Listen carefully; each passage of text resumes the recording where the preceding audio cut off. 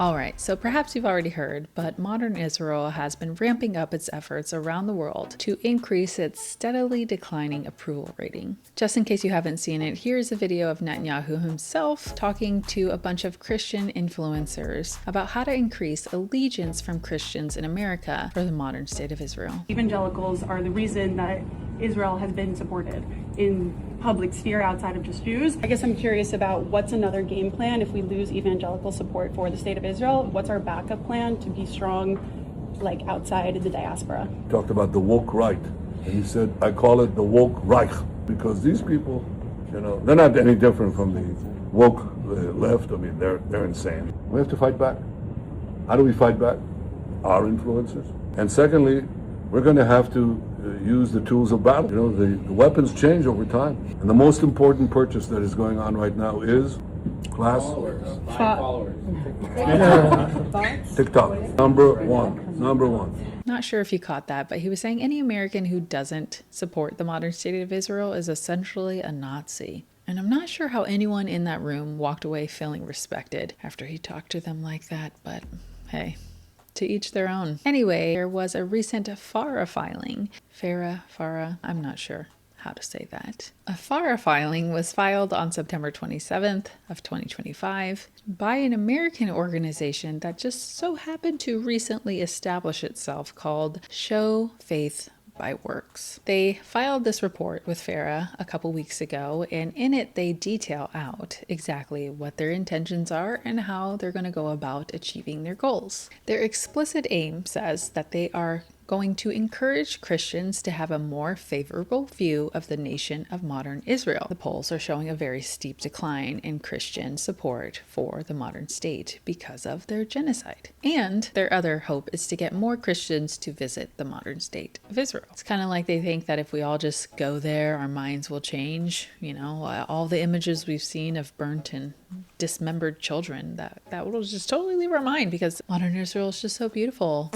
And we know that all of these efforts that I'm going to go over in just a moment are funded and fueled and organized by the government itself in modern Israel because they registered with FARA. The only reason one ever needs to register with FARA is because they're doing work on behalf of a foreign government. And the documentation itself says that the people in America who are going to be doing their bidding are doing it on behalf of the Israeli Ministry of Foreign Affairs. Something to remember, because it's a foreign government behind this, their aims has nothing to do with the Bible or faith. What would be the point of churches and Christian colleges allowing a foreign entity to come onto their premises and to propagandize their people? And what they're trying to propagandize their people on is things that go against biblical principles. But all right, I'm going to go through this and I'm just going to go over the parts that I think are important to go over. I trust that if you are interested in looking more into this, that you'll go to the FARA website yourself. And if you go to the filing, if you go all the way down, almost to the end, kind of in the middle, it's 86 pages, but if you go, it gives an extensive list of churches' names and how many people are regularly attending their churches that they're intending to target. So you can go on there yourself and see, is your local church being targeted? Is a church that you know or nearby you going to be targeted? And to perhaps reach out, pre-warn, get people prepared for what's coming down the pipeline. Anyway, here we go. Here's the rundown. So first, the government in modern Israel, through this Show Faith by Works organization, is looking to ramp up targeting of mega churches in California, Arizona, Nevada, and Colorado. This is only phase one, though. In their documentation, they say they have their eyes on other states like Utah and Texas. And who knows what intentions they might have behind the scenes beyond that. They're going to send every single megachurch in these regions, in these states, pastoral resource packages. Something it says they're set to spend a minimum of $350,000 on. These packets are going to contain pro-Israel information and educational materials, and the expectation is for these pastors to share this information with their congregations. One of the main ways it seems that they're going to do that is distribute it using videos that this Show Faith by Works organization is planning to create or are already in the process of creating. It says that They would hope that they would share these videos during church services. It sounds like they're going to be making videos specifically for youth pastors to play to the children that they oversee. They plan to create messages specific for Black churches, as well as using an Anglican Hispanic pastor, whoever that is, to target Catholic churches. And they're also going to be creating Spanish content as well to get that sector of the American Christian population. And something I find most creepy, they're planning to geofence the boundaries of every single mega church in California, Arizona, Nevada, and Colorado, and all Christian colleges during worship times, it says. And so their goal is to distribute pro-Israel information and messages, as well as anti-Palestinian messages in both English and Spanish. And their explicit stated goal is to do the largest geofencing and targeted Christian digital campaign ever. It's like, okay, real ambitious. So the plan is to geofence every single event that they do, every church and Christian college in these states,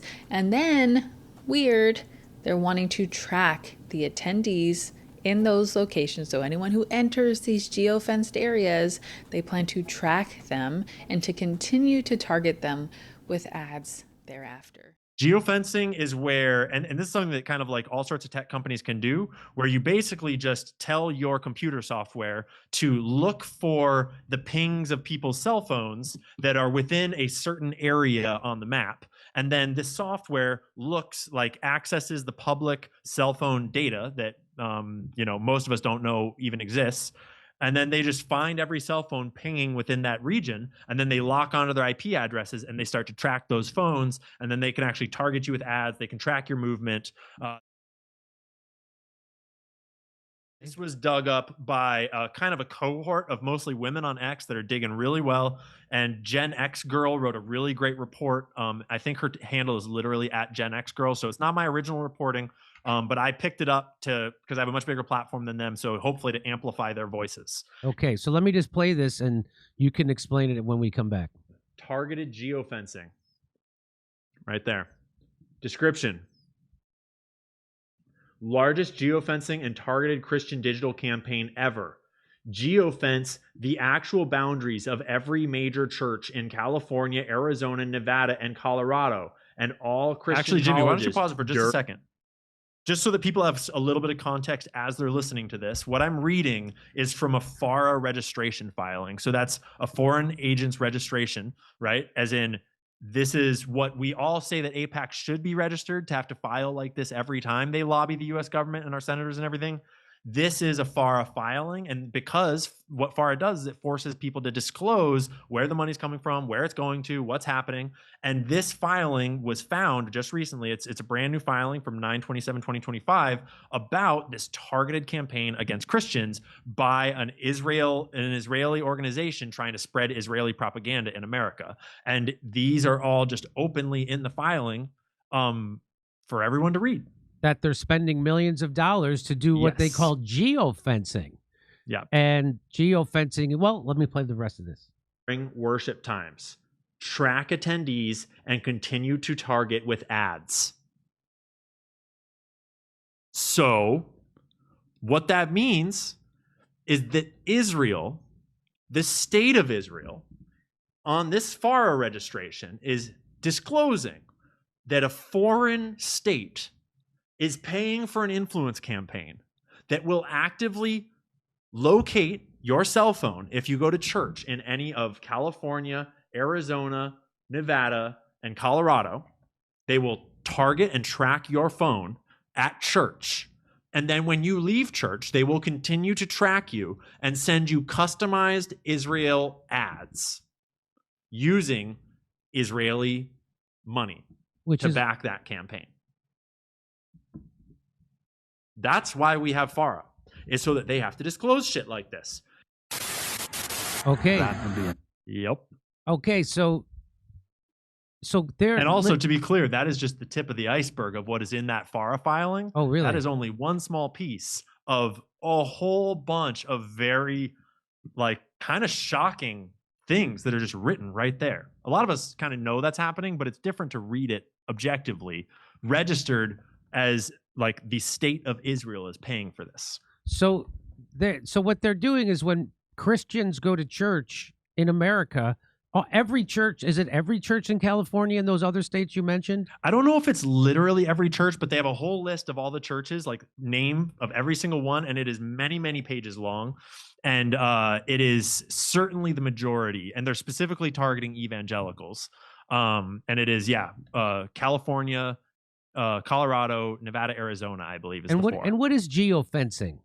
Geofencing is where, and this is something that kind of like all sorts of tech companies can do, where you basically just tell your computer software to look for the pings of people's cell phones that are within a certain area on the map. And then this software accesses the public cell phone data that, most of us don't know even exists. And then they just find every cell phone pinging within that region, and then they lock onto their IP addresses and they start to track those phones, and then they can actually target you with ads. They can track your movement. There's actually a surprising amount that people can just spy on you if they just know which phone is yours and just target and track it. And Israel's doing that to Christians. Yes, and it is actually on the FARA filing. I forget the name. It's like the Israeli... it's not the Israeli Defense Ministry, but it's an Israeli government agency, is the the petitioner, so to speak, the registrant, and it's being funneled through kind of a middleman company that is actually enacting the whole thing. And then they're also paying for a October 7th exhibit that they're going to drive around in these trucks to different churches, Christian churches, where Christians can go into the truck and put on a VR headset and relive October 7th from the perspective of the Israelis, just minus the Hellfire missiles coming down on you from the Israeli helicopters. But it's just like there's a whole bunch in there. It's super wild. So it's kind of unbelievable. I mean, and what do you think? How do you think the Christians going to these churches would react if they knew they were being geofenced by Israel?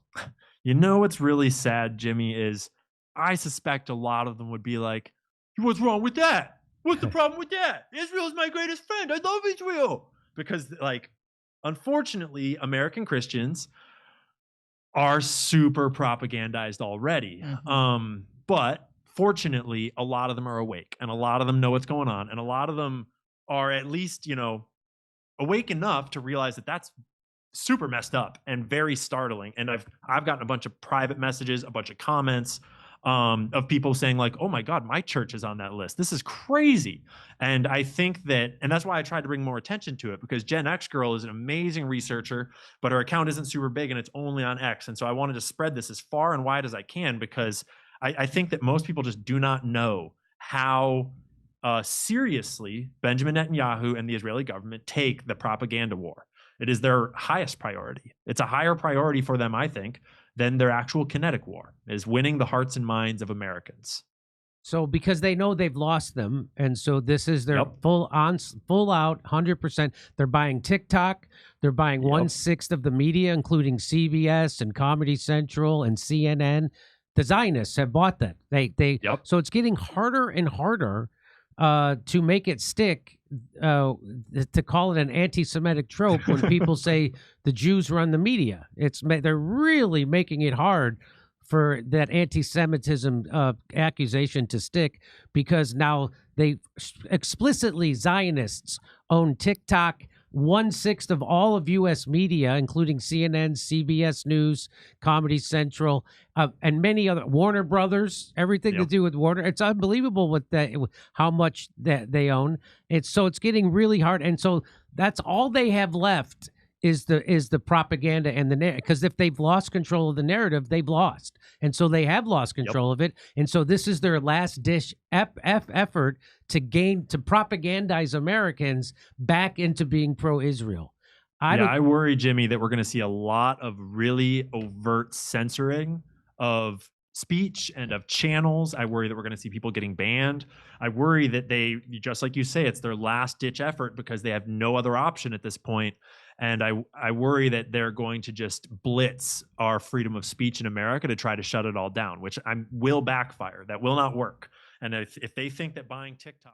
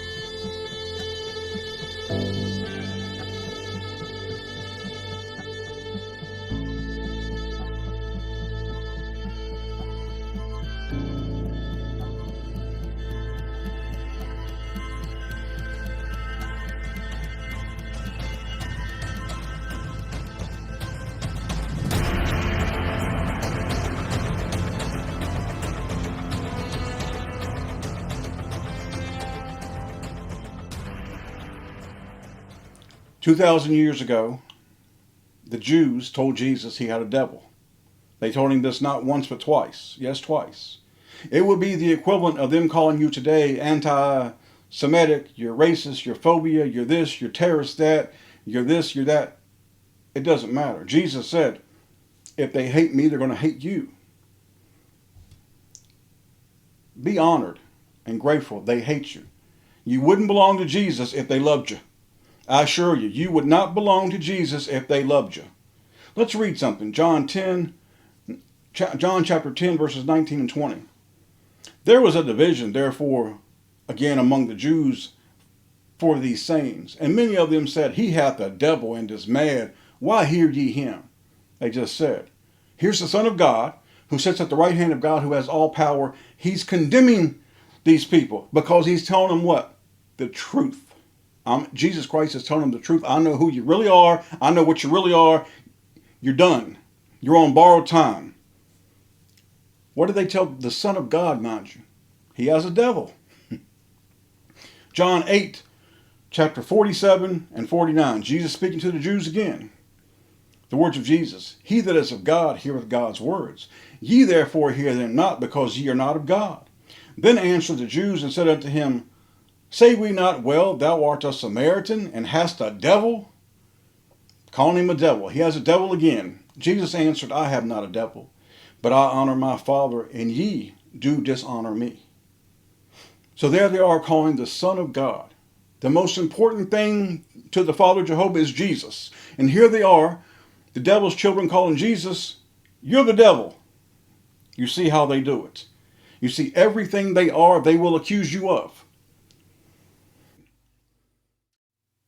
In these last days, I'm going to tell you again, Jesus is a well. He's called the living water. And you're going to need help, and you're going to need to be made strong. You're going to need all that you need for this last mile. I tell you again to put your bucket into the well of Jesus, and you will always draw out the living water of love and truth and help, comfort and peace and strength. All that you need, you go in prayer, you go in quiet, and you pray as long as you need to. If you got to pray for hours, do it. But you put your bucket in the well of Jesus, and you will always draw up water. You will always get help. Stay away from pigs and dogs. In the name of Jesus, I thank you for being here. May the Father bless you all. In the name of what? There's only one. He don't have 5 names or 10 names or 100 names. He doesn't have variations. His name is J-E-S-U-S.